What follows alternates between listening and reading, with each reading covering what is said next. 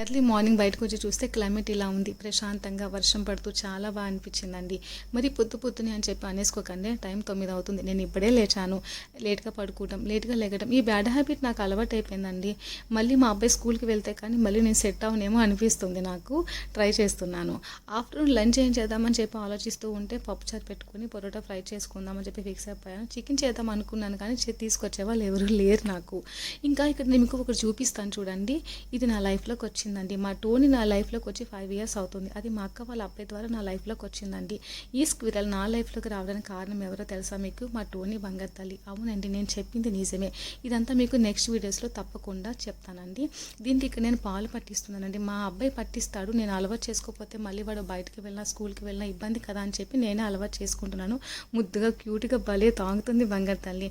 దాన్ని ఎత్తుకున్నానని దానికి ఫీడ్ చేస్తుంటే మా తోని కోపం వచ్చి మంచం కిందకి వెళ్ళిపోయింది.